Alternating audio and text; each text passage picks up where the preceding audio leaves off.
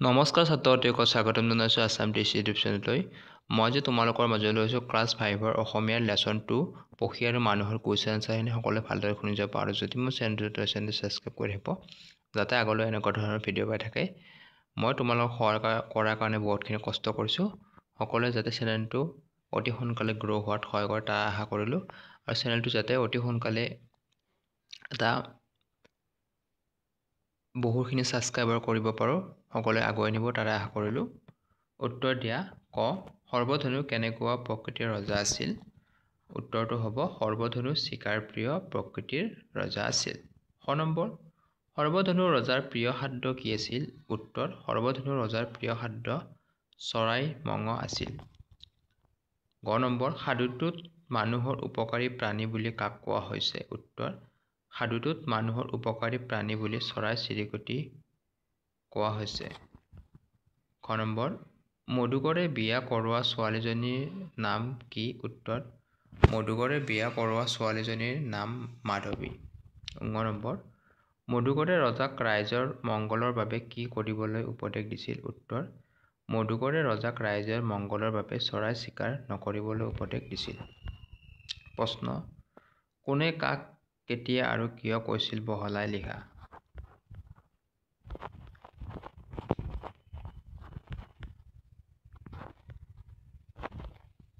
আচলতে চৰাইবোৰ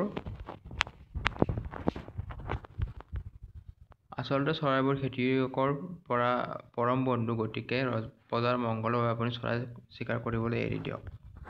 এইটো হ'ব উত্তৰটো হ'ব উক্ত কথাষাৰ মধুকৰে সৰ্বধনু ৰজাক কৈছিল কাৰণ সৰ্বধনু ৰজাই চৰাই চিকাৰ কৰে। সেই কথাটো মধুকৰৰ উচিত যেন নালাগিল, সেইবাবে মধুকৰে সৰ্বধনু ৰজাক উক্ত কথাষাৰ কৈছিল। অৰ্থাৎ উক্ত কথাষাৰ মধুকৰে সৰ্বধনু ৰজাক কৈছিল। এই কথা ৰজাক মধুকৰ নামৰ এজন যুৱকে কৈছিল কাৰণ সৰ্বধনু ৰজাই চৰাই চিকাৰ কৰে। অৰ্থাৎ ৰজাই চিকাৰ কৰে, প্ৰত্যেক দিনে তেওঁ চৰাই চিকাৰ কৰে। সেই কথাটো মধুকৰে উচিত যেন নালাগিল, অৰ্থাৎ মধুকৰৰ সেই কথাটো ভাল যেন লগা নাছিল ৰজাৰ সেই কাণ্ডটো। এইবাবে মধুকৰে সৰ্বধনু ৰজাক উক্ত কথা কৈছিল। সেইকাৰণে মধুকৰে ৰজাক তাৰমানে চৰাই চিকাৰ কৰিবলৈ বাধা দিছিল। খ নম্বৰ, এই চৰাইজাক আপুনি লৈ যাওক, ইহঁতক আপুনি নিজৰ সন্তানৰ দৰে লালন পালন কৰিব। উত্তৰ, এই চৰাইজাক আপুনি লৈ যাওক, ইহঁতক আপুনি নিজৰ সন্তানৰ দৰে লালন পালন কৰিব। উক্ত কথাষাৰ মধুকৰে সৰ্বধনু ৰজাক কৈছিল যেতিয়া সৰ্বধনু ৰজাই ভিক্ষা কৰিবলৈ বাধ্য হৈছিল। অৰ্থাৎ যেতিয়া ৰজা চিকাৰ কৰাৰ পৰা গছ গছনিবোৰ মৃত্যুমুখত পৰিছিল, অৰ্থাৎ মৰি গৈছিল, তাৰ পাছত বৰষুণ নোহোৱা হৈছিল, খৰাং হৈছিল, তাৰপিছত তেওঁক যেতিয়া লগ পাইছিল ৰজাক, তেতিয়া মধুকৰে চৰাই কেইটামান দি তেওঁক এই চৰাইকেইটা লালন পালন কৰিবলৈ কৈছিল। কাৰণ দৰ্শোৱা।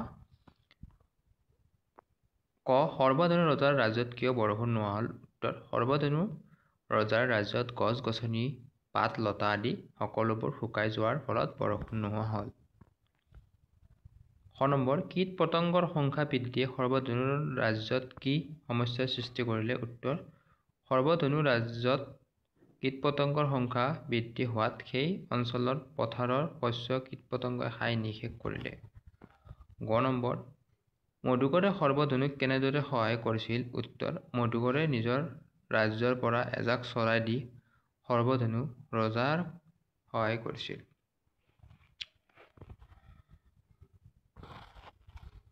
প্ৰশ্ন, ৰজা সৰ্বধনুৱে ভিক্ষা খুজি খুজি গৈ কাৰ ৰাজ্যত উপস্থিত হৈছিল গৈ? তাৰ পাছত তেওঁৰ কি হৈছিল বুজাই লিখা। ৰজাই সৰ্বধনুৱে ভিক্ষা খুজি খুজি গৈ মধুকৰৰ ৰাজ্যত উপস্থিত হৈছিল। মধুকৰে সৰ্বধনু ৰজাক চিনি পাই আদৰ সাদৰ কৰি ৰাজ কাৰেঙত অতিথি ৰূপে আদৰি নিলে আৰু তাৰ পাছত মধুকৰে সৰ্বধনু ৰজাৰ আগত নিজৰ পৰিচয় ব্যক্ত কৰি ক'লে, মহাৰাজ, মই মধুকৰ, মই আপোনাক পক্ষী বধ কৰিবলৈ বাধা দিছিলোঁ।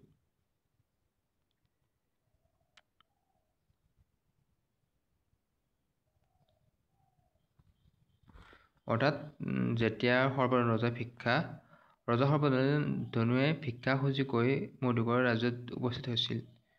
মধুকৰে সৰ্বধনু ৰজাক চিনি পাই, অৰ্থাৎ যেতিয়া তেওঁ ভিক্ষা কৰিব গৈছিল তেতিয়া মধুকৰে তেওঁক চিনি পাইছিল কাৰণ তেওঁ আগতে চৰাই বধ কৰিবলৈ বাধা দিছিল। সেইকাৰণে তেওঁক ৰাজকাৰেঙৰ অতিথি ৰূপে আদৰি ল'লে আৰু তাৰ ফলত নিজৰ পৰিচয় দিলে, কাৰণ যেতিয়া তেওঁ চৰাইৰ বধ কৰিবলৈ বাধা দিছিল সেই কথা তেওঁক পুনৰবাৰ সোঁৱৰাই দিলে। আৰু তলৰ বাক্যবোৰ পাঠৰ কথাৰ লগত মিলাই শুদ্ধকৈ লিখা। সৰ্বধনু নামৰ ৰজাজনে চৰাইৰ মঙহ খাবলৈ বেয়া পাইছিল। উত্তৰটো হ'ব সৰ্বধনু নামৰ ৰজাজনে চৰাইৰ মঙহ খাবলৈ ভাল পাইছিল। ক নম্বৰ, ৰজা সৰ্বধনুৱে মধুকৰ নামৰ যুৱকজনক খং কৰা নাছিল। উত্তৰ, ৰজা সৰ্বধনুৱে মধুকৰ নামৰ যুৱকজনক খং কৰিছিল। কীট-পতংগবোৰে খেতি-বাতি ৰক্ষা কৰে। উত্তৰ, কীট-পতংগবোৰে খেতি-বাতি নষ্ট কৰে। ক নম্বৰ, ৰজা মধুকৰে সৰ্বধনু ৰজাক চিনি নাপালে। উত্তৰ, ৰজা মধুকৰে সৰ্বধনু ৰজাক চিনি পালে। প্ৰশ্ন, বিপৰীত লিংগ বুজোৱা শব্দ লিখা। উদাহৰণ, ৰজা-ৰাণী, যুৱক-যুৱতী, ল'ৰা-ছোৱালী, দৰা-কইনা, বন্ধু-বান্ধৱী। শব্দবোৰ ভাঙি দেখুওৱা। পদ, শব্দ, বিভক্তি। উদাহৰণ, মধুকৰে, মধুকৰ যোগ এ মধুকৰে। যুৱকে, যুৱক যোগ এ যুৱকে। মানুহে, মানুহ যোগ এ মানুহে। চৰাইজাকক, চৰাই যোগ ক চৰাইক। ৰজাক, ৰজা যোগ ক ৰজাক। কাৰেৰে, কাৰ যোগ এ যোগ ৰে কাৰেৰে।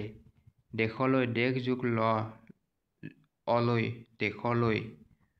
পাঠৰ পৰা বিচাৰি উলিয়াই তলৰ তালিকাখন বিশেষ্য, বিশেষণ আৰু সৰ্বনাম পদবোৰ লিখা। বিশেষ্য, বিশেষণ, সৰ্বনাম। পখী, সজ, তেওঁ, মাধৱী, আদৰ, চৰাই। অৰ্থাৎ মই এফালৰ পৰা কৈ দিছোঁ, বিশেষ্যখিনি কৈ দিছোঁ। পখী, মাধৱী, সৰ্বধনু ৰজা, মধুকৰ, শালিকা, বগলী। বিশেষণবোৰ হ'ল সজ, আদৰ, ভাল। সৰ্বনামবোৰ হ'ল তেওঁ, চৰাই, আপুনি, সৈতে, সকলোৱে, মই। বিপৰীত অৰ্থবোধক শব্দ লিখা। উত্তৰ, প্ৰিয়, অপ্ৰিয়। ভয়, নিৰ্ভয়। বন্ধু, শত্ৰু। সুফল, কুফল। অনুচিত, উচিত। পুৰস্কাৰ, তিৰস্কাৰ। অপকাৰ, উপকাৰ। অপকাৰী, উপকাৰী। অমংগল, মংগল। অনুপস্থিত, উপস্থিত। বাক্য ৰচনা কৰা। উত্তৰ, আদৰ সাদৰ। মানুহ গৰাকীৰ আদৰ সাদৰ দেখি বৰ ভাল লাগিল। লালন পালন। শংকৰদেৱক বুঢ়ীমাক খেৰসুতিয়ে লালন পালন কৰি ডাঙৰ দীঘল কৰিছিল। খেতি-বাতি। কীট-পতংগবোৰে শস্য খাই খেতি-বাতিৰ অনিষ্ট কৰে। চৰাই-চিৰিকটি। দোকমোকালিতে চৰাই-চিৰিকটিয়ে নানান ধৰণৰ গীত গায়। গছ-গছনি। গছ-গছনিয়ে আমাক অক্সিজেন যোগান ধৰে। কীট-পতংগ। কীট-পতংগবোৰক চৰাই-চিৰিকটিয়ে খায়। আজি এইটো লেচন সম্পূৰ্ণ ক্লিয়াৰ হ'ল। নেক্সট ইয়াৰ পিছত বাকী লেচনবোৰ এনেদৰে দি যাম। সকলোৱে চেনেলটো ছাবস্ক্ৰাইব কৰে বুলি আশা কৰি ইমানতে সামৰণি মাৰিলোঁ। নমস্কাৰ।